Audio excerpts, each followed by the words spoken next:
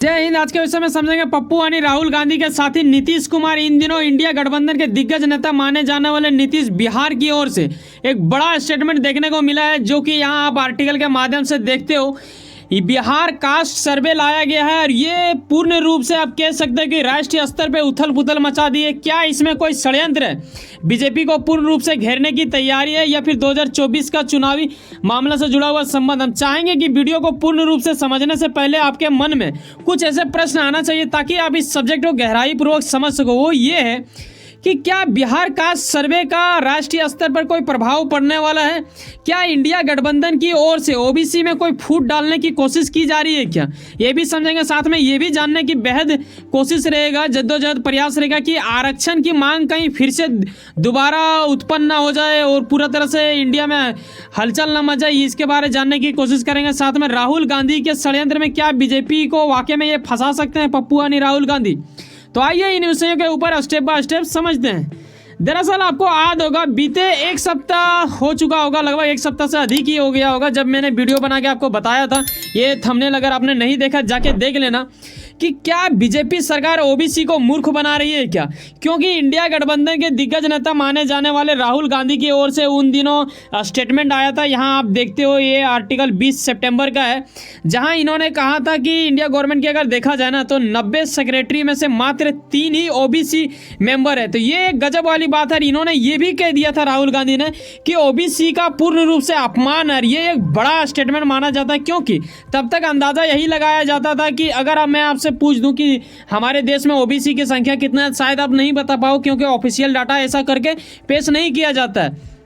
तो कहीं ना कहीं उनके ओर से ऐसा मांग किया जा रहा था। उन दिनों एक सप्ताह पहले ये पूरा तरह से हलचल मच चुका था और बीजेपी के कई दिग्गज नेता उसके ऊपर टूट पड़े थे। राहुल गांधी को बहुत सारे नेताओं की ओर से उनका इतिहास बता दिया गया, उनके पूर्वजों का। तो ये गजब वाली स्थिति था। लेकिन अब उसी चाल में चलते नजर आ रहा है नीतीश कुमार। और बता दूं भाई साहब, नीतीश कुमार के एक तरह से सूत्रों के अनुसार ये पता चलता है कि इस बंदे के मन में ख्वाब बड़ा है, ये क्या कहते हैं, पीएम बनने का। ठीक है, और इनका ये बरसों का ख्वाब है, ऐसा माना जाता है। जब इंडिया गठबंधन शुरू में बना था, उन दिनों भी मैंने वीडियो बना के आपको ये बताया था। तो ये एक अच्छी वाली बात है या बुरी वाली, वो आप अपनी राय अवश्य दें। लेकिन अभी इन्होंने क्या कांड फोड़ा है, ये जानने वाली बात होगा। गांधी जयंती आपको पता है 2 अक्टूबर का होता है, और उसी दिन इनके ओर से यानी बिहार सरकार की ओर से ऐसा कुछ किया गया, जो कि अगर आप देखें यूपी मुख्यमंत्री जो है उनका तो कहना है कि भाई साहब तेजस्वी यादव का कि ये एक इतिहास रच देने योग्य माना जाएगा, ऐसा कुछ ये कह रहे हैं। साथ में इनके ओर से टीम को बधाई दिया गया जो इन्होंने सर्वे किया नीतीश कुमार की ओर से। नीतीश कुमार ही वहाँ के सीएम है, ये आपको पता होना चाहिए। अब मैं आपको ये बता दूं कि कितना परसेंट कितना कास्ट है, इससे पहले मैं चाहूँगा कि थोड़ा ये कितना इसमें इनका एक तरह से होता है ना, चुनौतियों का सामना हमें करना ही पड़ता है जब आप कोई चीज़ करते हो। तो ऐसे में क्या हो रहा था वो ये भी थोड़ा जान लो। जातीय जनगणना को लेकर बीजेपी की में हमेशा से मतभेद रहा है। ठीक है, ये मतभेद मैं क्यों आज दिला रहा हूँ? आपको लगेगा कि सर ऐसा क्या है कि बीजेपी नहीं चाहती है। जी हाँ, ऐसा ही कुछ देखने को मिलता है। जब मैं आर्टिकल को पूरा तरह से रिसर्च करता हूँ तो हमें कुछ ऐसा लाइनिंग हत्ते लगा है। तो वो ये है कि देखो, केंद्र स्तर पर बीजेपी नेताओं की ओर से ऐसा कोई सहमति नहीं रहता है, लेकिन वहीं अगर बिहार के कुछ बीजेपी नेताओं की बात करें तो वहाँ कुछ नेता चाहते हैं कि हाँ ऐसा होना चाहिए, लेकिन केंद्र वालों की ओर से ऐसा कुछ नहीं होता है। ये बड़ा अजीब टाइप का एक तरह से मतभेद बना हुआ है और ये बरसों से चलता आ रहा है। पहले भी कुछ ऐसा कुछ देखने को मिला था, लेकिन ऐसा कभी सफल नहीं हुआ, लेकिन इस बार ऐसा कुछ हो चुका है। इसमें भी देखो, बिहार को बहुत चुनौतियों का सामना करना पड़ा। जैसे यहाँ आप देखते हो कि 15 अप्रैल को इसका दूसरा चरण था, ये 2 चरण में हुआ है। ठीक है, उस टाइम पटना हाई कोर्ट की ओर से इसके ऊपर रोक भी लगाया गया था। फिर वही पटना हाई कोर्ट की ओर से 3 महीना बाद क्या करता है कि उनमें बोल देता है कि हाँ चलो ये वैध है, आप करा सकते हो, ना तो इनको मतलब नहीं मिलता। लेकिन पूर्ण रूप से अभी ये करा चुके हैं। और नीतीश कुमार के साथ बिहार के जितने भी दल थे, करीब उतना सब नहीं बोलेंगे, लेकिन यहाँ पे 9 राजनीतिक दलों का जिक्र किया गया है जिन्होंने इनका साथ दिया और पूर्ण रूप से उन लोगों की सहमति रहा। इसमें से कुछ बीजेपी नेता भी शामिल हैं। तो ये एक चीज़ को दर्शाता है कि देखो, नेता होता है किसी पार्टी का जरूर, लेकिन वो हर जगह के जो लोकल स्थिति होता है उसके रूप में वो लोग ढलता है। ठीक है, ये चीज़ को आपको मानना ही पड़ेगा। तो आइए आगे स्टेप में देखते हैं कि आखिर सर्वे में निकला क्या है। ये सर्वे कहीं ना कहीं कास्ट के आपके मन में आ रहा होगा कि सर कास्ट को लेकर ऐसा क्यों किया गया, क्या ये जात पात को बढ़ावा देने की कोशिश किया जा रहा है क्या? यूं ही तो मतलब बिहार में बरसों से ऐसा बोला जाता है कि वहाँ पे यादव का ये होता है, और मैं बताऊंगा कि इसमें सबसे ज़्यादा यादव का ही संख्या है। गजब स्थिति हो जाता है ये। बिहार सरकार के जो सर्वे दिया गया है कास्ट सर्वे, उसमें से बताया गया है आंकड़ा अगर देखा जाए तो करीब 13,07,25,310 बताई गई है जनसंख्या, जो कि अभी अपडेट जनसंख्या बताई जा रही है। ऐसे में यहाँ आप देखो ओबीसी और ईबीसी यही सबसे ज़्यादा है, ये करीब 27% है, ठीक है, और ये 36 है। फिर यहाँ पे आप देखते हो एससी है कितना 19% आपको देखने को मिलता है। फिर एसटी का जनसंख्या कम है 1.7% है। फिर यहाँ पे जनरल आपको देखने को मिलता है 15 में। यहाँ पे इसमें ये आंकड़ा के अनुसार भी देख लो यहाँ भी, ताकि आपको स्पष्ट हो जाए। यहाँ पे आप जनसंख्या भी देख सकते हो, आबादी, अगर आपको कोई चीज़ में ज़रूरत होता है आपके एग्जाम में तो आप ये कर सकते हो, क्योंकि ऐसा बहुत कम देखने को मिलता है। अपडेट वर्जन है तो कहीं ना कहीं आपसे पूछा जा सकता है, आपको निजी जानकारी भी रखना चाहिए, ठीक है। तो ऐसा यहाँ पे आप देखते हो खास करके इन दोनों के ऊपर फोकस रखा गया, क्योंकि राजनीतिक में मुद्दा आता है चुनाव का। चुनाव भाई साहब 2024 काफ़ी निकट आता दिख रहा है आपको, जैसे कि मैंने पीछे ही बताया, एक सप्ताह पहले से ही ये बोल रहे थे ओबीसी के बारे में। ये तो भाई अपने आप को बोल रहे थे कि मैं तो तंग रह गया जब मैंने ऐसा कुछ देखा कि 90 में से 3 ही सेक्रेटरी है, जो कि पूरा इंडिया का अगर बजट की बात किया जाए तो वो 5% ही हैंडल करते हैं। तो ऐसा इन्होंने फिर से लिख के कुछ ऐसा स्टेटमेंट दे दिया है, जो कि अभी फिर से ये चर्चे में आ चुके हैं। ऐसे में इंडिया गठबंधन कहीं ना कहीं इस चीज़ का मौका का बखूबी फायदा उठाना चाह रहा है, ये झलक रहा है। मतलब एक तरह से आप अनुमान लगा सकते हो, पूर्ण रूप से फैक्ट तो नहीं कह सकते हो, क्लेम तो नहीं कर सकते, लेकिन कहीं ना कहीं झलक रहा है। और आपको पता है कि लोग कुछ ऐसे बोल जाते हैं जिसकी वजह से कुछ ना कुछ हमें और आपको पता चल ही जाता है।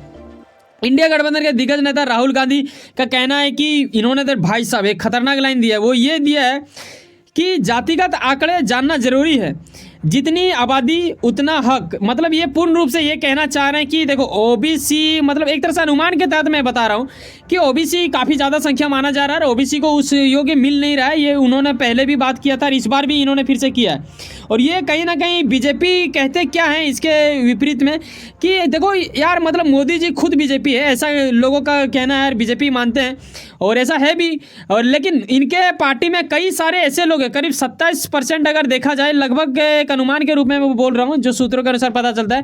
बीजेपी दल में जितने भी नेता है उसमें से सांसद की संख्या में से अगर देखा जाए 27% वो भी ओबीसी नेता ही इसमें शामिल है। लेकिन उसके बावजूद भी इनके ऊपर आरक्षण लगाया जाता है कि ये लोग बजट का मतलब उतना ये नहीं करते। कहीं ना कहीं ये बीजेपी का प्रति मतलब ओबीसी को ऊपर ध्यान ना देने की स्थिति को दर्शाया जा रहा है गठबंधन इंडिया के कई सारे नेताओं की ओर से। और यहाँ आप ये भी जान लो कि ओबीसी का, जैसे कि मैंने पीछे आपको बता ही दिया, सेम वही चीज़ है, ठीक है। 36% आपको ईबीसी देखने को मिलता है, ओबीसी। तो इस बार अगर आपको चुनाव जीतना है तो कहीं ना कहीं इन दोनों का बहुत बड़ा योगदान होने वाला है, ओबीसी और ईबीसी। तो कहीं ना कहीं नेता लोग इसके ऊपर बड़ा बढ़ चढ़ के हिस्सा का योगदान देगा। लेकिन जिस प्रकार यहाँ नीतीश ने कर दिया ना, नीतीश के बारे जैसे कि मैंने पीछे बताया, इसका मनसा तो भाई पीएम की ओर आ रहा है। आप देखो ना गठबंधन इंडिया में तो बड़ा चेहरा में इसका भी नाम एक आ ही जा रहा है, जैसे राहुल हो गया, केजरीवाल हो गया, नीतीश हो गया, ये सब का नाम आ ही जा रहा है। और बाकी जो आपको कांग्रेस का जो अध्यक्ष लोग दिखते हैं उन लोग का उतना नाम उभर के नहीं आ रहा, लेकिन इन लोग का नाम थोड़ा सा सर्कल में घूमता है।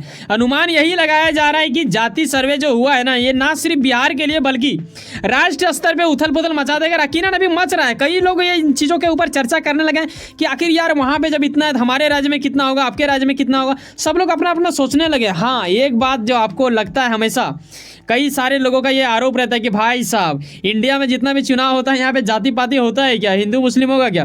देखो इसका भी आंकड़ा निकल चुका है, ठीक है, क्योंकि कास्ट हुआ है तो कहीं ना कहीं धर्म का नहीं आना चाहिए। लेकिन जब आंकड़ा दिया है तो मुझे दिखाने में क्या ही हो रहा है, और आपको भी मन में आ ही रहा होगा सवाल।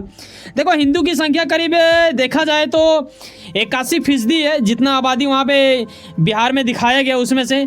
इस्लाम उसके बाद सेकंड में आ गया भाई साहब। अब आपके मन में आएगा, ज़्यादातर लोगों का इसी में रहता है ज़्यादा हलचल की आखिर मुस्लिम लोग कहीं बढ़ रहा है या घट रहा है, इसके बारे में जिक्र करेंगे। और साथ में इधर जो नीचे आपको दिख रहा है कि ईसाई है, सिख है, बौद्ध है, जैन है और अन्य धर्म, इनका संख्या बहुत मतलब 0.00 ऐसा करके कुछ है, 1 2 5 करके है ना।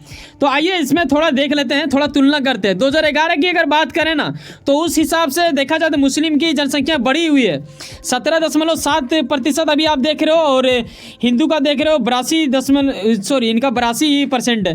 तो ये एक अलग बात है। लेकिन वही अगर पहले का हम देखें तो करीब 82 कितना था 7% था हिंदुओं का 2011 में, जो कि घट के अब इतना रह गया है 82 मात्र। वहीं पे अगर मुस्लिमों का देखें तो मुस्लिमों का थोड़ा सा ये हो गया, बढ़ गया है, इसका आप देख रहे हो कि 17.7% हो गया अभी मौजूदा स्थिति में, और पहले इसका 2011 में था 16.9%। तो ये एक बड़ा माना जा रहा है कि हाँ उनके आबादी में ऐसा कुछ हुआ है, और यहाँ पे कुछ आप देख सकते हो इस तरह करके हुआ है। अब आपके मन में एक प्रश्न आ रहा होगा कि सर इससे क्या होगा। देखो एक बार मैंने जैसे कि पीछे वहाँ पे सवाल का शुरुआत में ही आपको बताया कि मांग उठ सकता है, और 50% को लेके ऐसा आपको याद होना चाहिए कि 1992 की बात है, जब इंदिरा साहनी बनाम नाम का भारत संघ मामले में सुप्रीम कोर्ट का एक स्वीकार कर लिया गया था सुप्रीम कोर्ट की ओर से। तो ये 50% की बात रखा गया था उस टाइम। तो ये चुनौती बढ़ सकती है, क्योंकि बहुत बड़ा आबादी माना जा रहा है ओबीसी के अंतर्गत, ईबीसी भी। तो कहीं ना कहीं ये तेजस्वी यादव का कहना और ऐसा इनका इंडिया गठबंधन के दिग्गज नेता नीतीश का ऐसा मानना, इन विषयों के ऊपर राहुल गांधी का भी ऐसा सोचना, कहीं ना कहीं आप ये बोलो डायरेक्टली कि विपक्ष दल चाहता है कि पूरा इंडिया में ऐसा कुछ सामने आए उभरता हुआ, ताकि हम जान सकें कि कितना जात का कितना। हाँ, इससे कई लोग ये भी कह सकते हैं कि सर अगर ये सब पता चल जाएगा तो कहीं ना कहीं जाति प्रथा को भी कहीं ऐसा तो नहीं होगा कि बढ़ावा, ये पता नहीं, मैं इसमें कोई स्टेटमेंट नहीं देना चाहूँगा, आप अपनी राय अवश्य रख सकते हैं। हाँ, हमारे मन में भी प्रश्न आता है, आपके भी आता है, लेकिन इन चीज़ों के ऊपर स्टेटमेंट देना थोड़ा बुरी बात माना जाएगा।